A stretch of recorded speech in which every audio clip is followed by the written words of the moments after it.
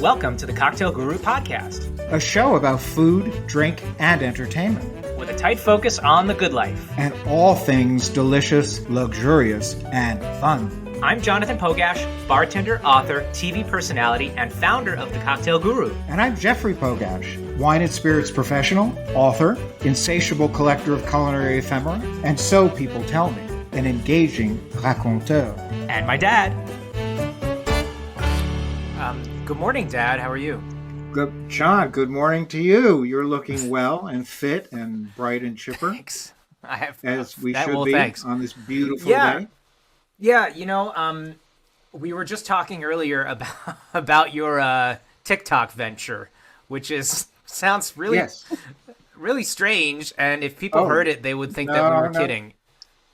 It's not strange, because when I was with a company called Moet Hennessy USA, which we will get into later, I did a campaign of champagne and hot dogs, a campaign of champagne with hot dogs, and then another campaign of champagne with hamburgers. So this is it's not new. It is right up my alley, and it's something I wanted to pursue after retiring from the company, which I started to do. Hence the TikTok videos. TikTok and hot champagne. I only drink champagne, true champagne from France, from the province, and eat the finest hot dogs that I can find around the country. This is why you're an icon, Jeff. Well, thank you, Claire. Thank you very much. Wow, our guest is here. This is a first. This is a first. The guest who gets involved in our banter, which is good, because I want Claire involved, because she knows what I did at Moet Hennessy. Yes, she please. Knows everything.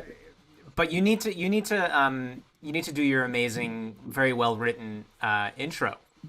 Yes, I do. But it's funny. Other than hot dogs, I was going to talk about something else, but I think I will skip that, and we'll do that at another time. Skip it. Because it's Just food. skip it. I wanted to do something on food in this video at the very beginning, and we did hot dogs, so we've covered that, and now I can go on to introduce this very special guest. You know how excited I get when we do a special interview, and this is not just special, it's also very personal, because the person that we're going to interview was a colleague of mine at a company called Moet Hennessy USA, and Claire and I worked in the same office, and she came from the UK to New York, and she was, she had held several titles. She was chief mixologist. She was product development director of education, all of that for Belvedere Vodka, which was part of the Moet Hennessy USA spirits portfolio. She held those positions for, if I'm not mistaken, 15 years. I was in the communications department and had the pleasure of working closely with this lovely young lady, Claire Warner. Today, Ms. Claire Warner, who happens to be our special guest, is with us. She is the co-founder of Æcorn Aperitif, a selection of 3 alcohol-free drinks that are guaranteed to open your appetite and marry well with food, because they are flavorful and well-balanced, just like a spirit would be if it had alcohol. But this is non-alcoholic, and the balance is there nonetheless. And the marriage of these aperitifs with food works just as well as it would with spirits, either with food or without food. If I may, we are going to bring on our guest right now, but we're going to take a quick break, and we'll be right back. There's nothing better than the smell of coffee in the morning. What if you could enjoy a coffee subscription of fresh, roasted specialty coffee while making a difference in the lives of the farmers that grow it? What if you also had access to a virtual coffee community of other coffee lovers and the coffee farmer and roaster? That's all part of the Farm to Cup Coffee Club subscription at Unleashed Coffee. Subscribe today. UnleashedCoffee.com. And now we're back. Let's bring her on. She's already been chatting with us before and in our conversation earlier. Claire Warner, how are you? I'm great. Thank you so much for having me. It's such a pleasure to see you Oh, both and to Claire, chat to you both. it's so wonderful to see you. Thank you for taking the time to join us. And Of course. not only will we discuss the Acorn line of non-alcoholic aperitif, but I'm sure this discussion will lead us into other topics as well, like health, well-being, and mindfulness, which I know are topics that are important to Claire. And also, before we get started, Claire, we always ask our guests, what is your preferred desert island drink? Stranded on a desert island. You know, that you're on a desert island. There's not much else to do. You're not really, if you're on your own, you're not really worried about, who's looking at you, what you're drinking. No one's judging. There's no judgment. So for me, it's a pina colada every time. I know that it's a classic, it's a beach classic for a reason, and Oh, it's one yeah. of my favorite cocktails, and I love it to death. And so that would be my desert island drink, I think. And it's great even if you're not wearing clothes on that desert island, Exactly, right? Oh, exactly. Yeah. Better without. Dad had to bring it, bring it Free and there. easy. I Free don't and want easy. to. No, I don't want to think about that right now. But all right, Claire. Yeah. So Claire, I met you, Claire, when Dad was working at White Hennessy, and you were working on Belvedere. Was that? Had you just come over from the UK at that point? How did you get into hospitality?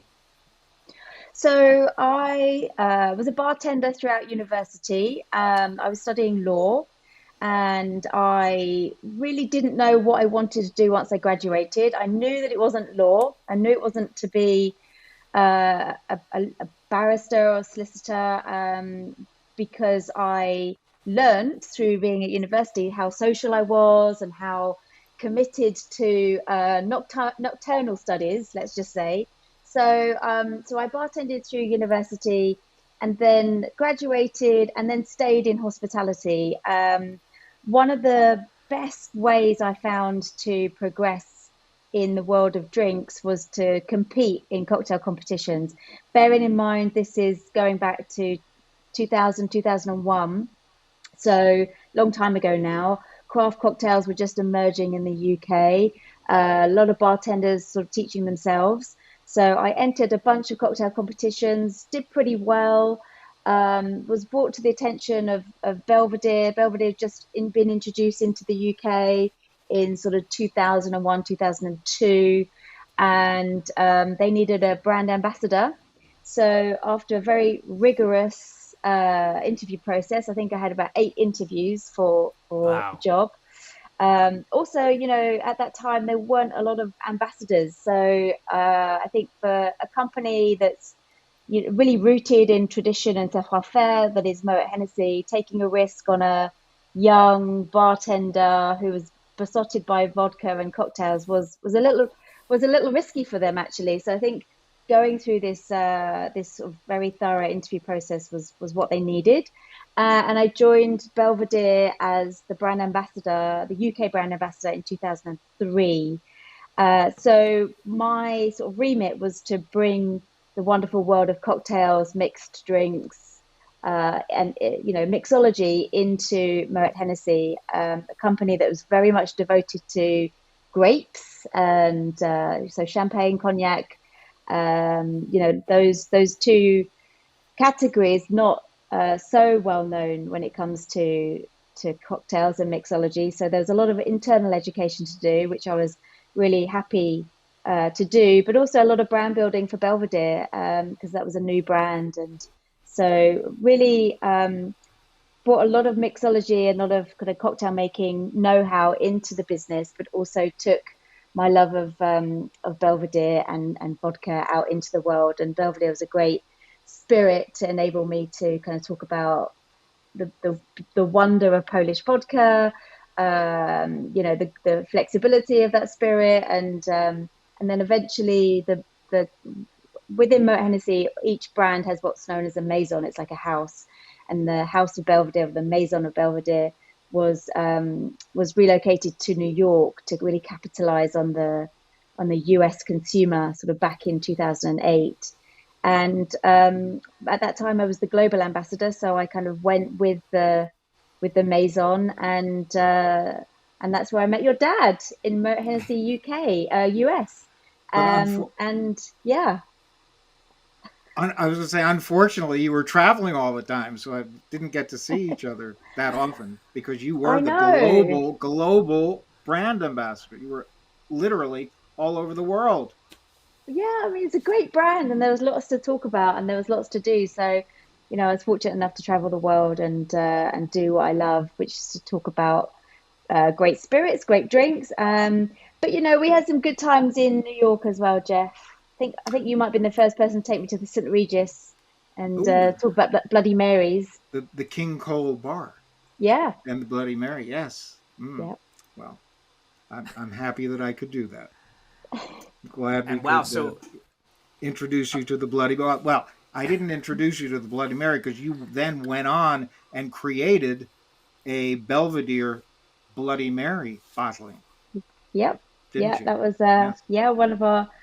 one of our innovations back in the day. Absolutely. And so as global brand ambassador, I mean, that is a huge deal. And I don't know if there were many other global brand ambassadors at that time. We had Simon Ford on the show a couple of episodes ago, and I feel like it's kind of a similar trajectory, coming from the UK and working as a brand ambassador. And I know you guys know each other and have 100% crossed paths many, many times. Yes. But what was that? What was that transition like coming from the UK to the US? Had you ever been here before? Was there culture shock? What was that all like? Yeah, I'd done some work in the US, in and out of New York, in and out of Miami, a little bit of stuff in LA. But so my impression of moving to the country was, obviously super excited, and I just assumed because we speak the same language that there wouldn't necessarily be any culture shock. But I was surprised by a lot of the differences that I experienced. The expertise and the passion, the devotion to cocktail culture in the US was so much more advanced in many ways, and very different from what I'd experienced in the UK. So, there was a lot to learn and a lot to take on board. I'd also spent a long time traveling the world, and talking about Belvedere, where Belvedere perhaps was only one of very few luxury vodkas, but I was coming into the US where, that category really exploded. So it was a lot about how can we make Belvedere distinctive and differentiated in amongst a sort of crowded category. Whereas outside of the US, there was a lot less competition. So I think it was in many ways a little bit more challenging. I was certainly like one of very few global ambassadors. Charlotte Boyce and I have known each other since, before she came to the US. So she was obviously, a true, great supporter, great friend. Simon, I think, was the OG. So he really sort of set the benchmark. And every time my expenses bill came in, my boss would want to have a conversation about that. I would just point out that Simon Ford set the benchmark. So we had to really follow what those other sort of like iconic brand ambassadors were doing, and I think it was a very exciting time. There was lots of interest around what we were doing, a real thirst for education, and those brands, those are like very iconic sort of brands that everybody wanted to know about, and so fortunately I was able to share a lot of my love for those brands.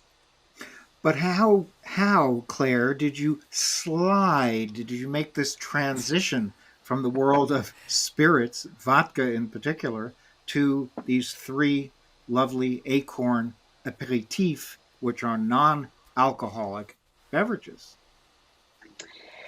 So part of moving to the US was, really positive for me, very exciting. But I'll be honest, I I burnt myself out.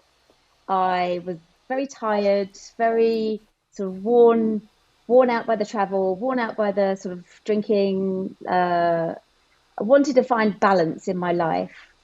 And at that time, sort of, 2010, 2008, 2010, there wasn't a lot of conversation around moderation in our industry. There was a lot of conversation around how late are you staying out, how hard are you working, how many shots are you doing. That Yeah. was our way of making fast friendships, is to stay out late, drink a lot, and do it all over again the next day. And for me, I found that to be pretty exhausting. I really loved my job and I wanted to stay in the industry, but I was just burnt out by some of the elements of it. And so I sort of took it upon myself, worked with somebody that I was living with at the time, Georgia Van Til. I wanted to, get fitter, get healthier. And through that journey, through sort of learning about my own ways to manage my own moderation, ways to manage my own health, I felt that more of that education was needed in our business. So Georgia and I created a platform called Drink, Eat, Live. We did a lot of conversations, a lot of educations, a lot of seminars at Tails. We started talking about sugar in cocktails, reducing how much sugar we're consuming, trying to talk about how physical our job is in the industry. And so how can we manage our physical health? What are some of our coping strategies? And so it's not rocket science. I wasn't sort of trying to change the world in any sort of huge way, but for me and for a lot of people at the same time, I found it really, really helpful that, if we prioritized our health, if we drank less, if we consumed less sugar, if we moved a bit more, then all of a sudden it was actually easier and more pleasurable to do our jobs. And so that really started me on a sort of journey towards exploring lower ABV drinking, exploring ways to use sugar in a different way. How can we live in this world of alcoholic beverages and still have permission to be healthy and well? And I talked a lot about nature, a lot about sort of exposure to nature. The relationship to Belvedere was that because we used a lot of fresh ingredients in Belvedere, there was no sugar in Belvedere. That gave me a platform to talk about naturalness and sugar-free and a little bit sort of lower ABV drinking, lighter, fresher, brighter drinks. And all of that work sort of brought me to the attention of a guy called Ben Branson, who's obviously the founder of Seedlip. Ben originally came into Belvedere to pitch for the design work because we were going to be changing some of the packaging and to really reinforce the nature communication on pack. And Ben and I just sort of like hit it off, talked about nature. He lent me a book about biomimicry, which is an extraordinary book. And I took that book and applied it to a lot of work that I was still doing for Belvedere. Again, really talking up nature and well-being. And then a few years later, he approached me to ask if I would help him create the second brand to Seedlip. Now, I think I'm maybe one of the first people in the world to have told Ben Branson that he was nuts and that nobody would ever go for Seedlip. And how wrong I was, and I was delighted to be super wrong. But he really articulated that dilemma that I think we were all facing, and I was trying to also struggle with in this business. Like, what do we drink when we're not drinking? And he went on to take inspiration from nature to create Seedlip, and I joined him in 2018 to create the sister brand to Seedlip, which was Æcorn, and there's a range of aperitivo. And if you think about Seedlip as the white spirit, then what I wanted to create are the modifiers to complement, the white spirit of Seedlip, and thinking about how that's used in drinks, and not only to be able to be enjoyed neat on the rocks as a cocktail modifier, but also as something that can help lower the ABV of your classic full strength, full ABV cocktails. So, we don't have anything that's full flavored enough to really help reduce the ABV of a cocktail, but still maintain the flavor profile. So, using lots of kind of extracts and flavors, using acorns as a very traditional bittering agent, all for me were ways to kind of honor what we do in the world of cocktails without compromising on flavor and complexity and taste, and then still give people lots of choice for when they're drinking and being able to have something delicious when they're moderating.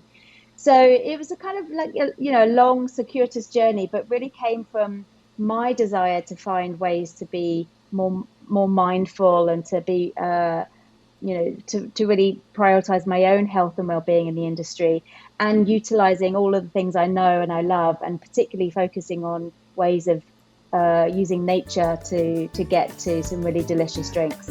We have to take a quick break, and we're going to be right back. Hey everyone, Jonathan here. If you're into swag as much as we are, then look no further than our Cocktail Guru shop. The items in our store have been personally chosen, handpicked with care by me, I'm Jonathan, and my team of Cocktail Gurus. A water bottle with a stainless steel straw? Yep. T-shirts? Hoodies?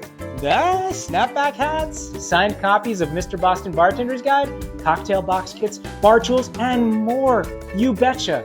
We've even managed to create a onesie for that mocktail lover in your family.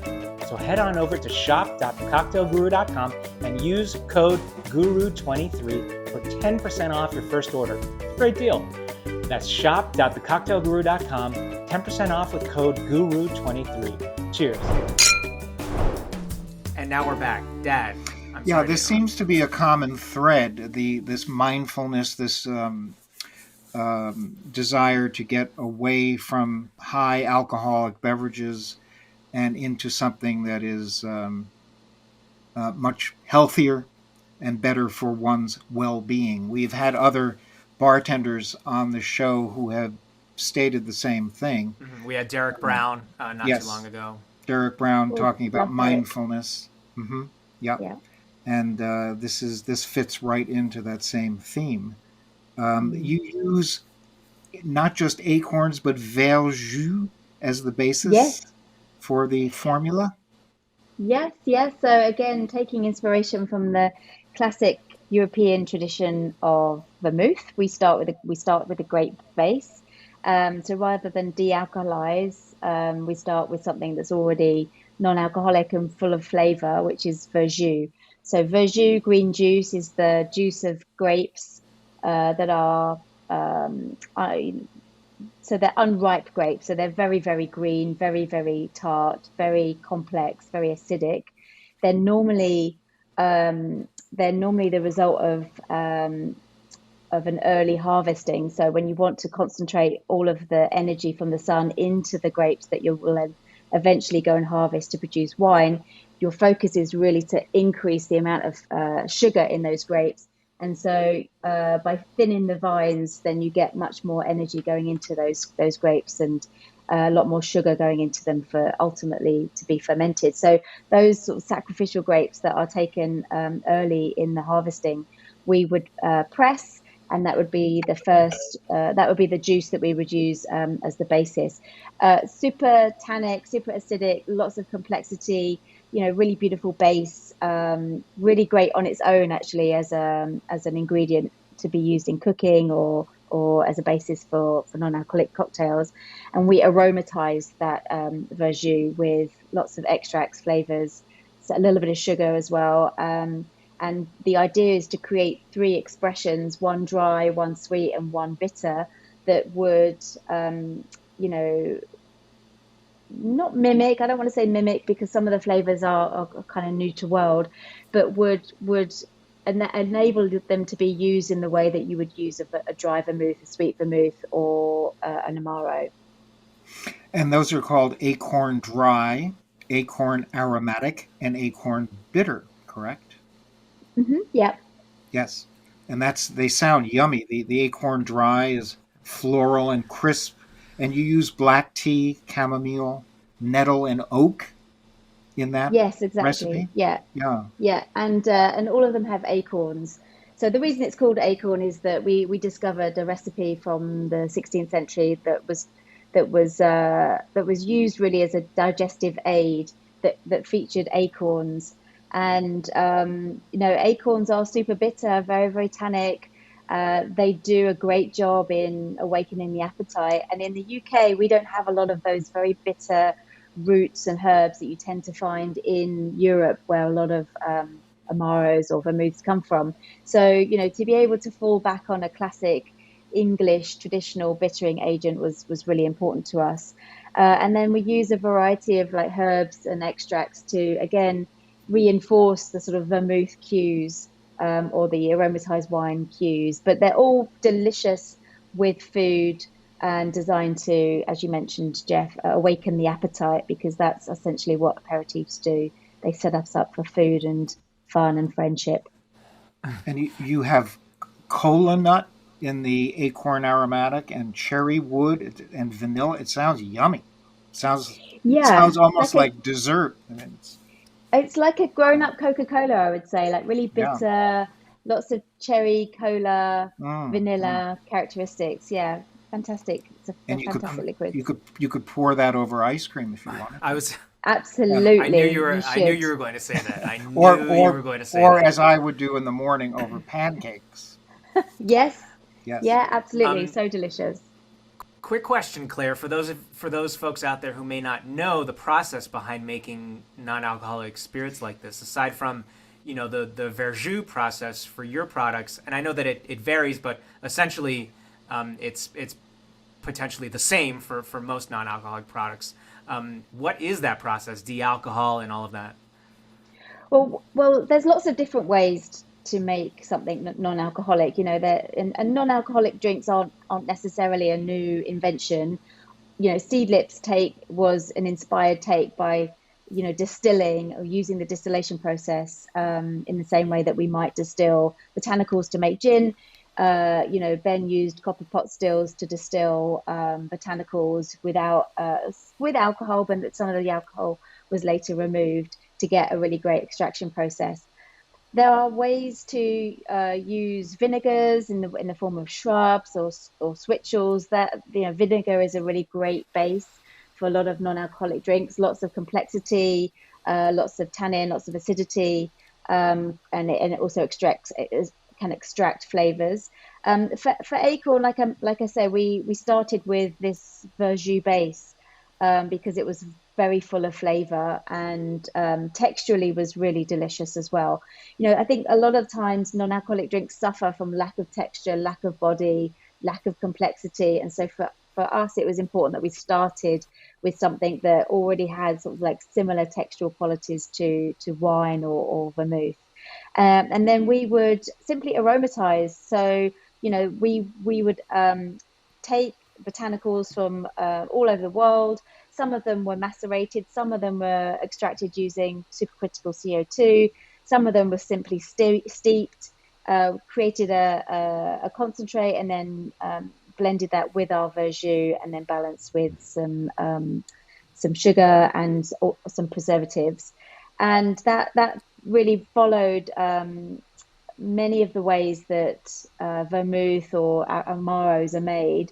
I think the only difference is that, you know, for some Amaros, those botanicals might be steeped in alcohol and then blended. But because there's no alcohol in Æcorn, you know, there's not a lot of point in macerating or steeping. So, you know, it was a process that we tried to stay as close to the traditional processes as possible, but making some adjustments based on the fact that we're not extracting using alcohol. And then obviously today you've got other products that will start with a wine and de-alcoholize, so using various processes to take the alcohol out, so spinning cone technology or reverse osmosis.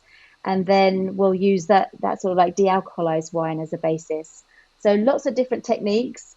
I think one of the things that a lot of people don't realize about non-alcoholic is really that it's still a brand new category, and you know, it's a pioneering category, and the drinks are only as good as the technology will allow. So as the technology improves and progresses, and as we learn more about how to keep these products consistently tasty and stable, I think, you know, the quality and the range of non-alcoholics will continue to grow. And is the Æcorn line available in all markets of the U.S.? So Acorn and Seedlit were acquired by Diageo back in 2019. So they now sit within that portfolio. So that means they're available nationwide, pretty much. Pretty much, yeah. Everywhere, yeah.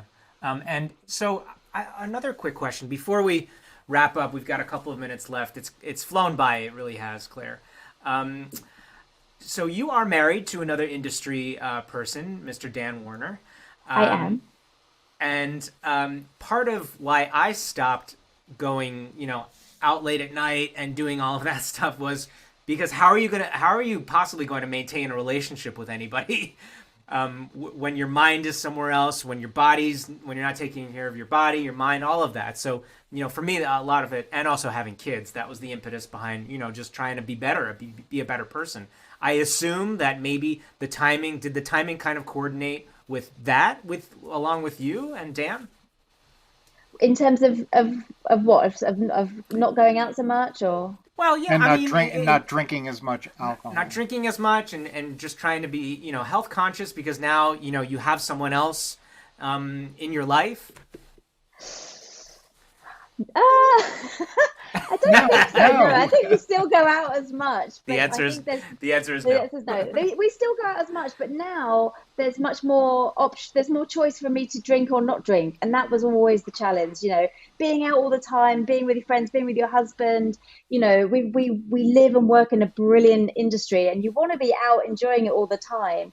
And for some people, that's great, but for me, I just needed to not be drinking so much, and now I can still go out, I can still have a good time, I can still see my friends, hang out with my husband, but crucially there's much more for me to drink when I don't want to drink, which is all it's ever really been about. You still want to go out and have good times with your friends, but being able to give people more options for when they don't want to drink is crucial to enable people to keep going out and to keep being social.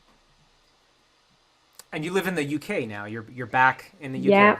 Back in the UK, yeah. I asked Dan to move to New York, but he said no.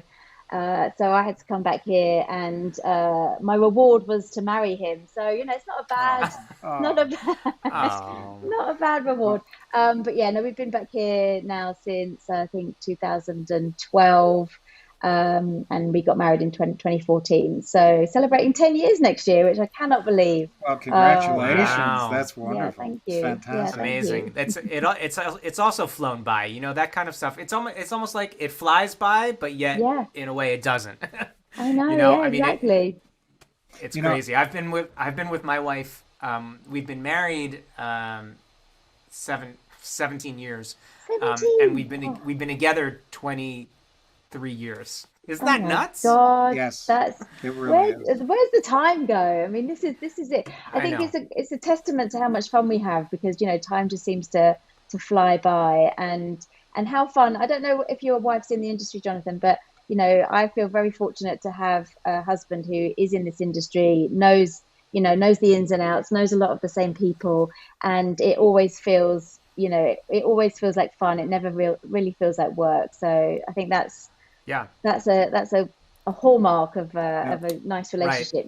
Right. One of our mentors, Dad, one of our mentors, Gaz Regan, rest his soul, always said, once you stop having fun, just cut it out, out. Like exactly. get it out of your, stop doing it. Yeah, no, it's always got to be fun, and that's why time flies. What I was going to say is Jonathan's wife is not in the industry, and my wife is not in the industry either.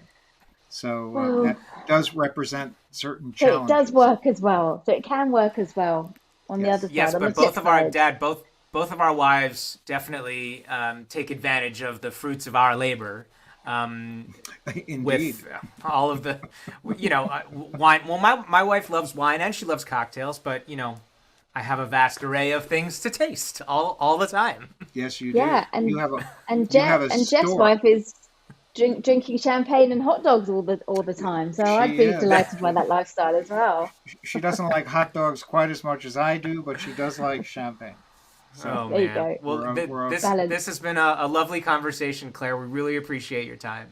And Claire, even though we don't speak the same language, I'm so glad we could communicate for this episode, because what I was going to say at the beginning is I knew that you were studying to be a barrister. Yes. So I don't know how many Americans out there know what a barrister is, but of course it is a lawyer. So we do have somewhat different vocabulary. We do, yeah. But this was a successful episode. We managed through. So, no subtitles needed. No, not at all. Thanks so much, Claire. We'll see you. I think we'll see you at Tales. See you soon. See you at Tales. Okay. Thank you, thanks. Claire. Thank you. Yeah. Tipple Time is brought to you by The Perfect Purée of Napa Valley and Lustau. It's another episode of Tipple Time coming at you from my home bar. It's Jonathan, that's me. I wanted to make a special Father's Day cocktail because we are a couple days away from Father's Day. And of course, I need to make a drink for Dad using some of Dad's favorite ingredients. And some of my favorite ingredients too, because I want to share a cocktail with him. So this drink I call my Sherry Smash. It is kind of a mashup between a Smash cocktail and a Sherry Cobbler cocktail. So a cobbler traditionally is sherry, some kind of citrus, sweetener, mint, sometimes fruit like strawberries. And then a Smash is generally whiskey with lemon as the citrus and some kind of sweetener and mint. So we're going to kind of mash those two cocktails together and create this Sherry Smash. So I'm using this Lustau. This is one of my absolute favorite sherries made out there. This happens to be their Palo Cortado, which is really nice, kind of a blend, a touch of sweetness, a touch of savory, kind of somewhere in between. I love it in cocktails. I love it on its own. It's got a touch of dryness to it as well, which I really, really like. Works extremely well in various types of cocktails, especially a cobbler. So I'll start off by measuring out 2 ounces of my Lustau Palo Cortado Peninsula sherry, yum, into my mixing glass right over here. This is also a lower ABV cocktail or low alcohol cocktail, so Dad can have a couple without, feeling a little too loopy, if you know what I mean. No, he never overindulges. And I'm using Perfect Purée of Napa Valley. They're peach ginger because Dad loves peach and ginger, so do I. And we're going to add just about an ounce into our mixing glass. And I need to balance it out with some fresh citrus, so I have some freshly squeezed lime juice, about 1.5 ounces into my mixing glass. And I'm going to shake this cocktail right now. This bottom cocktail shaker part had ice in it already. We'll give it a good solid shake. There we go. Okay.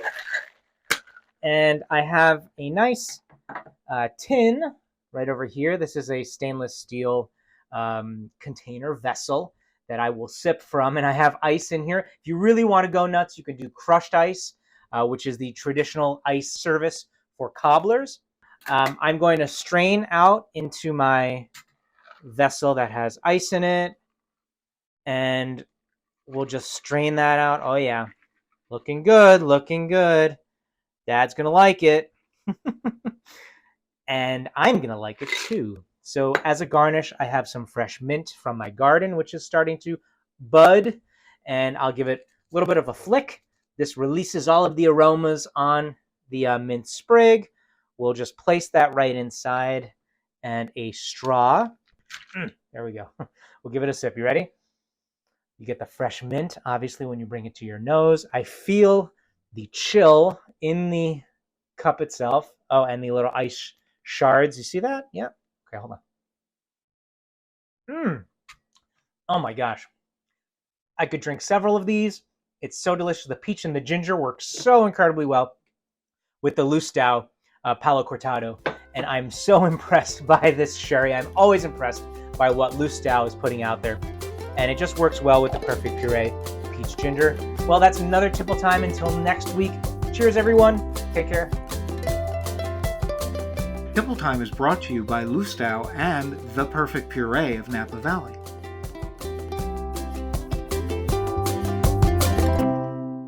On the next Cocktail Guru podcast... Should we try some? I don't think you have to ask me twice about that. What's your favorite way to drink it?